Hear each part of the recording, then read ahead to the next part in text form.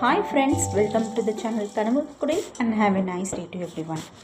ரொம்ப நாளாக வீடியோ போடாமல் ஒரு பிரேக் எடுத்துட்டேன். இனிமேல் கன்சிஸ்டண்ட்டாக வீடியோவை அப்லோட் பண்ணணும்னு சொல்லி பிளான் பண்ணியிருக்கேன். மோர் தென் a மந்த் இருக்கும் நான் வீடியோ போட்டு. அதுக்கு சில ரீசன்ஸ் இருக்குது. அதில் ஒரு மெயின் ரீசன் என்னன்னு பார்த்தீங்கன்னா, இங்கே கிட்ஸுக்கு இப்போ தாங்க சம்மர் ஹாலிடேஸ். அவங்க கூட டைம் ஸ்பெண்ட் பண்ணவே சரியாக தான் இருக்குது. அது மட்டும் இல்லை, சம்மர்னாலே இங்கே செம வைபாக தான் இருக்கும். அவுட்டோர் ஆக்டிவிட்டீஸ் நிறையா இருக்கும். நாங்கள் ஃப்ரெண்ட்ஸ் வீட்டுக்கு போகிறது, ஃப்ரெண்ட்ஸை இன்வைட் பண்ணுறது, பாட்லக் இல்லைன்னா பார்க்குக்கு லஞ்செல்லாம் பேக் பண்ணிவிட்டு பசங்களை அங்கே விளையாட வச்சுட்டு ஹோல் டே டைம் ஸ்பெண்ட் பண்ணிட்டு வர்றது, ஸ்விம்மிங் பூல் போடுறது, பக்கத்தில் இருக்கிற டூரிஸ்ட் பிளேசஸை விசிட் பண்ணுறதுன்னு சொல்லி ஒரு சாட்டர்டே சண்டே கூட இந்த 2 மாதத்தில் நாங்கள் ரிலாக்ஸ்டாக வீட்டில் இருந்ததே இல்லை. ஸோ செம்ம பிஸியாக தான் இந்த சம்மர் போயிட்டுருக்கு. வின்டர் பார்த்திங்கன்னா இதுக்கு ஆப்போசிட்டாக தாங்க இருக்கும். ஸோ சம்மரில் முடிஞ்ச அளவுக்கு இங்கே யூரோப்பியன்ஸ் எல்லாருமே என்ஜாய் பண்ணுவாங்க. ஸோ நாங்களும் அதே மாதிரி தான் சம்மரில் தான் வெளியில் போக முடியும். அப்படிங்கும்போது அதை நாங்கள் நல்லாவே யூட்டிலைஸும் பண்ணிக்கிட்டு இருக்கோம். இன்றைக்கி ஒரு மார்னிங் ரொட்டீன் விளாக் தான் உங்கள் கூட ஷேர் பண்ணியிருக்கேன். கண்டிப்பாக உங்கள் எல்லாருக்கும் இந்த வீடியோ பிடிக்கும் அப்படின்னு நம்புகிறேன். நம்ம வீடியோஸ் உங்களுக்கு பிடிச்சிருக்கு அப்படின்னா நம்ம சேனலை சப்ஸ்கிரைப் பண்ணிக்கோங்க, சப்போர்ட் பண்ணுங்கள். இன்றைக்கி ஒரு சூப்பரான காம்போ தாங்க எங்கள் வீட்டு பிரேக்ஃபாஸ்ட். சுட சுட இட்லியும் கர்நாடகா ஸ்டைல் ஹோட்டல் சாம்பாரும் தான். இது ரொம்பவே சிம்பிளாகவும் ஈஸியாகவும் நம்ம வீட்டில் ப்ரிப்பேர் பண்ணிடலாங்க. இந்த ரெசிப்பியை நான் உங்கள் கூட ஷேர் பண்ணியிருக்கேன். நீங்களும் வீட்டில் ட்ரை பண்ணி பாருங்கள். ஒரு கடாய் எடுத்துக்கோங்க. 2 டேபிள் ஸ்பூன் அளவுக்கு கீ, கடுகு, சீரகம், காஞ்ச மிளகாய், அதுக்கப்புறமா கருவேப்பிலை போட்டு தாளிச்சுக்கோங்க. இதில் நம்ம பூண்டு ஆட் பண்ண மாட்டோம், அதனால ஃப்ளேவருக்காக பெருங்காயத்தூளை ஆட் பண்ணிக்கிட்டு நல்லா ஸ்லைஸ் பண்ண ஆனியனையும் போட்டு நல்லா சாட்டே பண்ணிக்கோங்க. ஆனியன் இந்த அளவுக்கு சாஃப்டாக ஆகிடணும். சாஃப்டாக ஆனதுக்கப்புறம் நல்ல ஒரு பெரிய பழுத்த தக்காளி ஆட் பண்ணி அதையும் நல்லா சாஃப்டாகிற வரைக்கும் வதக்கிக்கோங்க. கூட நான் 2 சின்ன புளிக்கரண்டி அளவுக்கு புளிச்சாறு சேர்த்துக்கிறேன். ஸோ அதை சேர்த்துட்டு ஒரு சின்ன பீஸ் அளவுக்கு வெல்லம் சேர்த்துக்கோங்க. ஸ்வீட் சாம்பார் அப்படின்னு இதுக்கு ஒரு பேர் இருக்கு இல்லையா? ஸோ ஸ்வீட்டாக இருந்தால் தான் நல்லாவும் இருக்கும். பருப்பு பார்த்திங்கன்னா உங்களுக்கு இந்த அளவுக்கு மேஷியாக குக் ஆகிடணும். 1 கப் துவரம் பருப்பு, ஒரு 2 டேபிள் ஸ்பூன் அளவுக்கு பாசி பருப்பை சேர்த்து நம்ம நல்லா ப்ரெஷர் குக் பண்ணி எடுத்துக்கணும். ஸோ அந்த தாலை ஆட் பண்ணிவிட்டு கூட எந்த அளவுக்கு நம்மளுக்கு தண்ணி வேணுமோ அந்த அளவுக்கு தண்ணியை ஆட் பண்ணி கன்சிஸ்டன்சியை மேட்ச் பண்ணிக்கோங்க. இதுக்கு நம்ம கொப்பரை தேங்காய் போட்டால் இன்னும் டேஸ்ட்டு சூப்பராக இருக்கும். ஸோ என்கிட்ட டெசிகேட்டட் கோகோனட் இருக்குது, அதை பவுடர் பண்ணி நான் ஆட் பண்ணிக்கிறேன். தால் நல்லா மிக்ஸ் பண்ணிவிட்டு கூட சால்ட், அதுக்கப்புறமா சாம்பார் பவுடர். இந்த எம்டிஆர் சாம்பார் பவுடர்னு சொல்லி கிடைக்கிது இல்லைங்களா? அது பர்ஃபெக்டாக இருக்கும் அந்த பெங்களூர் டிஃபன் சாம்பாருக்கு. இந்த ரெசிபி நம்ம வீட்லேயே கூட ஃப்ரெஷ்ஷாக மசாலா அரைச்சி ரெடி பண்ணலாம். உங்களுக்கு வேணும்னா சொல்லுங்கள், நான் அந்த வீடியோவையும் கண்டிப்பாக ஒரு நாள் அப்லோட் பண்ணுறேன். சாம்பார் பொடி ஆட் பண்ணதும் நான் கிரேட் பண்ண அந்த கோகோனட் பவுடரையும் ஆட் பண்ணிவிட்டு கன்சிஸ்டன்சியை செக் பண்ணிக்கோங்க. கன்சிஸ்டன்சி எப்படி இருக்கணும்னா, சாம்பாரை விட கொஞ்சம் தின்னாக இருக்கணும், ரசத்தை விட கொஞ்சம் திக்காக இருக்கணும். சாம்பார் நல்லா ஒரு கொதி வந்ததும் ஸ்டவ் ஆஃப் பண்ணிட வேண்டியதான். கூடவே கொஞ்சம் தக்காளி சட்னிக்கும் ப்ரிப்பேர் பண்ணி வச்சுருக்கேன். பிகாஸ் இங்கே கிண்டர் கார்டனுக்கு ஹாலிடே கிடையாதுங்க. 2 வீக்ஸ் மட்டும்தான் லீவ். அகெயின் ஸ்கூல் ஸ்டார்ட் ஆகிடுச்சு. ஸோ பாப்பா லஞ்சுக்காக இட்லி அண்ட் தக்காளி சட்னி பேக் பண்ண போகிறேன். கூடவே ஸ்நாக்ஸ் வச்சுருக்கேன். இன்றைக்கி பாப்பா வெளியில் போகிறாங்க. ஸோ ஃபீல்ட் ட்ரிப் இருக்குது அப்படிங்கிறதுனால அவங்களுக்கு ஹேண்டியாக இருக்கட்டுமேன்னு சொல்லி அவங்க ஈஸியாக பிக் பண்ணி சாப்பிட்ற மாதிரியான ஸ்நாக்ஸ் தான் இன்றைக்கி நான் பேக் பண்ணியிருக்கேன். ஒரு ஸ்நாக்கில் choco chip milk bun with பொட்டுக்கடலை, இன்னொரு snack baby biscuit and sweet banana சிப்ஸையும் பேக் பண்ணியிருக்கேன். என்னோட மீல் பிளான் படி இன்றைக்கி இட்லி அப்படிங்கிறதுனால நேற்று ஈவினிங்கே மாவை ஆட்டி வச்சுட்டு மாவு நல்லா புளிச்சு பொங்கி வந்துருச்சு. ஸோ சால்ட் ஆட் பண்ணி நல்லா மிக்ஸ் பண்ணிவிட்டு இட்லியை ஊற்றி வைக்க வேண்டியதான்.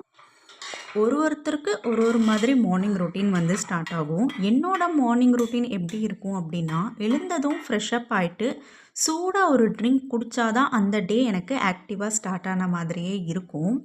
காஃபி அப்படின்னு இல்லை, சம்டைம்ஸ் நான் ஜீரா வாட்டரும் குடிப்பேன், sometime hot water with honey, amla juice with honey அப்படி கூட நான் எடுத்துக்குவேன். ஸோ ஏதோ ஒன்று சூடாக குடித்தா ரெஃப்ரெஷ்மெண்ட்டாக இருக்கிற மாதிரி எனக்கு ஃபீல் ஆகும். இதே மாதிரி எத்தனை பேர் நீங்களும் ஃபீல் பண்ணுறீங்க அப்படின்னு சொல்லி கமெண்ட்டில் போடுங்க.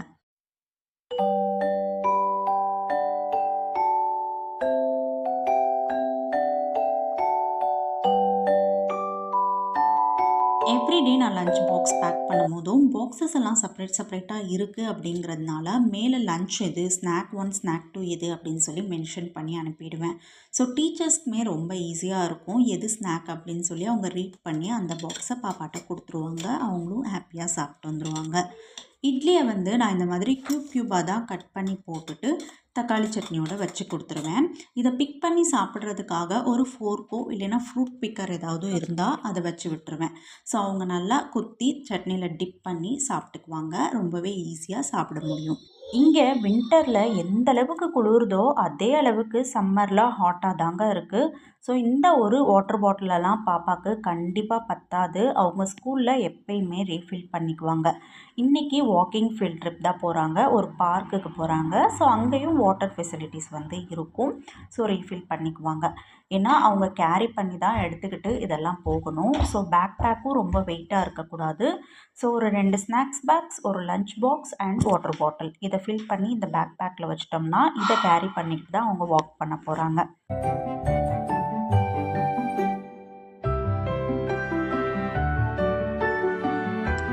சில நேரம் ஃபீல்ட் ட்ரிப் கூட்டிகிட்டு போகும்போது நம்மளை பாக்கெட் மணி கொடுத்து விட சொல்லுவாங்க. இன்றைக்கி இந்த க்யூட்டான பைனாப்பிள் பர்ஸில் தான் அவளோட பாக்கெட் மணியை நான் சென்ட் பண்ண போகிறேன்.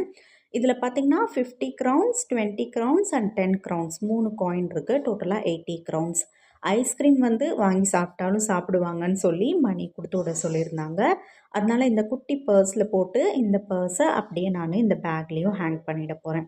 இங்கே ஒரு இடத்துல ஒரு ரேட்டில் ஐஸ்கிரீம் கிடைக்கும் அப்படிங்கிறதுனால நான் ஒரு மேக்ஸிமம் அமௌண்ட் தான் அவங்களுக்கு கொடுத்து விட்றேன். ரொம்ப க்யூட்டாக அவங்களோட பேக் பேக் ரெடி ஆகிடுச்சு. இன்னும் டிஃபனை ஊட்டி விட்டு ஸ்கூலில் ட்ராப் பண்ணிட்டா என் வேலை முடிஞ்சது.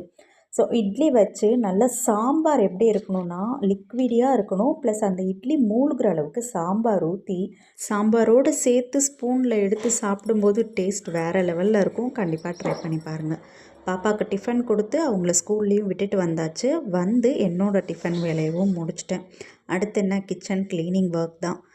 நம்ம ரொம்ப ரிலாக்ஸ்டாக குக் பண்ணும்போது கிச்சன் சிங்கில் ரொம்ப பாத்திரம் சேரவே சேராது. கிச்சனுமே ரொம்ப மெஸ் ஆகாமல் ஓரளவுக்கு நீட்டாக கொஞ்சமான பாத்திரத்தையே நம்ம யூஸ் பண்ணி குக் பண்ணி முடிச்சுருவோம். ஆனால் பிஸியாக ஒரு டென்ஷன்லேயே சமைக்கிறோன்னு வைங்க, கிச்சன் தலைகீழ மாறிடும். அதுவும் ஸ்பெஷலி இந்த கிட்ஸை ஸ்கூலுக்கு அனுப்புகிற அந்த மார்னிங் கொஞ்சம் ஏதாவது லேட்டாக எழுந்துட்டோம் அப்படின்னா கிச்சன் என்ன கதி ஆகும் அன்றைக்கி அப்படின்னே சொல்ல முடியாது. ஒன்றுக்கு 4 பாத்திரத்தை யூஸ் பண்ணியிருப்போம். நிறையா கொட்டி செதற விட்டுருப்போம். அங்கங்கே கவுண்டர் டாப்பில் எடுத்த திங்ஸை எல்லாம் அப்படியே போட்டு வச்சுருப்போம்.